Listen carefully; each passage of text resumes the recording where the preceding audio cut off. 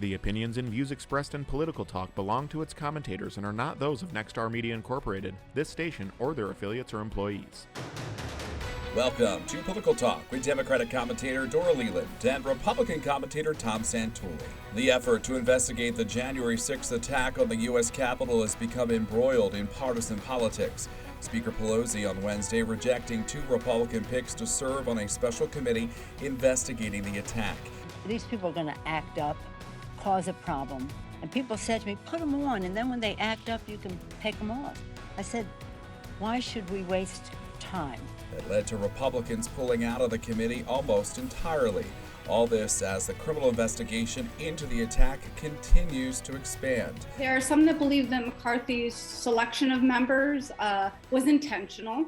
It was to obstruct the process. Both Jim Jordan and Jim Banks have been very active in undermining the integrity of the 2020 election, which is kind of ironic since that's the election that put them in office. But they both refused to certify the election. And in all likelihood, McCarthy chose both of those men exactly to have Pelosi then reject them. That would further cast doubt on this investigation. It's been evident that the Republicans really never wanted to be part of this investigation. I think it would force them to confront some really complicated questions about former President Trump's involvement in the January 6th insurrection, and they've already casted doubts on the integrity of this commission. Listen, this is all politics. We all know it's all politics. Everything in Washington is politics. It's why I've said this 1,000 times. The majority of Americans don't even trust the federal government anymore as politicians.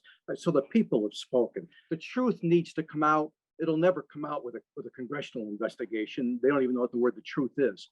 You know, hopefully the FBI will come out with a real investigation. But for the sake of argument, here's the questions that I would ask that both sides should ask. You know, the Republicans for what happened on that day on January 6th, but also with Steve Son, the police chief of the Capitol Police, who prior to January 6th, knowing what was going on, had intelligence, asked the Sergeant at Arms of the House for the National Guard. He thought they had a mess on their hands, that there would be violence, asked 5 times. I think in the end, if we don't come to a realization of what happened, it's going to happen again. Like, we have to get to the bottom and to the facts of how this happened. When the police chief asked for help, give him help. This whole thing could have been, no matter who was wrong on this, Republicans certainly had their hands in this and have a lot of responsibility here. But could you imagine somebody asking for help and being refused, and then the speaker she won't even respond to it. She's been asked that question 100 times. She walks away from it. So let me tell you, there's something up. Believe me. Let's see if they ever really get to the truth. That will do it for this edition of Political Talk. For this and past episodes of Political Talk, simply log on to our website, mytwintears.com. I'm Zach Wheeler, and we'll be right back.